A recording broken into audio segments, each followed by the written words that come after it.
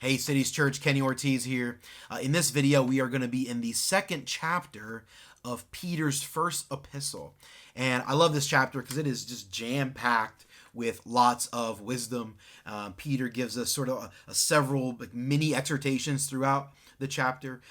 And because the chapter has so much in it, of course, we can't cover all of it in a video like this. So I'm just going to hone in on one particular verse. It's probably the most famous verse from First Peter, I think. Certainly one of the most famous verses from all of Peter's writings. It's First Peter chapter 2, verse 9. He says, "But you are a chosen race, a royal priesthood, a holy nation, a people for his own possession." What an incredible privilege. What a benefit. And by the way, God was under no obligation to save us. God didn't have to do it, but he chose to do it. Man, praise be to God. And so we're in this group of people that God has rescued. And then Peter gives us one of the primary reasons why God has done this. That you may proclaim the excellencies of him who called you out of darkness into his marvelous light. So we were in darkness, and God rescues us from that and calls us into his marvelous light. Again, an incredible privilege to be in that group of people. And the reason he does this is so that we may proclaim his excellencies. Now, the word excellency is probably not a word that many of us use on a regular basis, but I think we understand what Peter is talking about here. When we examine and consider the character and nature of God, the things about God that he has revealed, the things that God has revealed about himself to us through his word, there are a lot of things about God that we would say, those things are good. Those things are beautiful. Those things are righteous. Those things are excellent.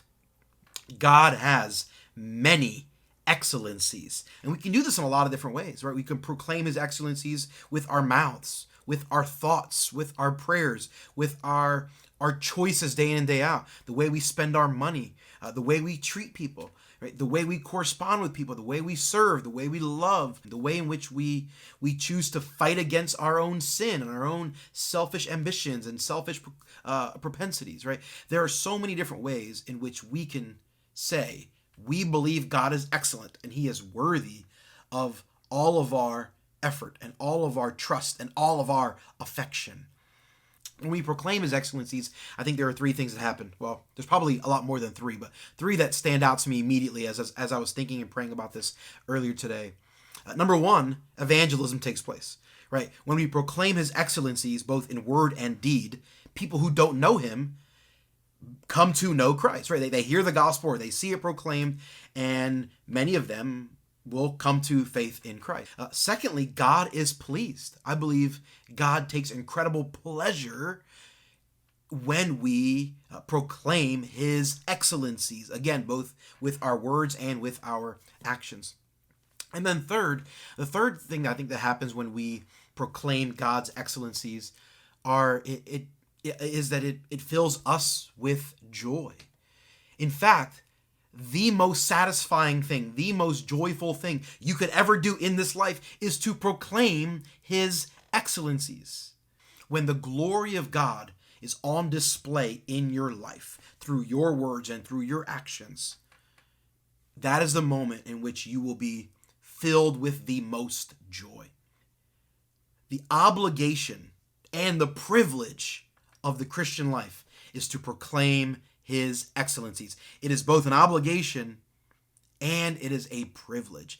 It's an obligation because it is the righteous thing to do. God deserves that we proclaim his excellencies.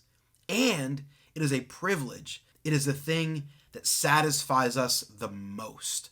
Amongst all the things we could possibly do in this world, the thing that satisfies us the most is when we proclaim his excellencies.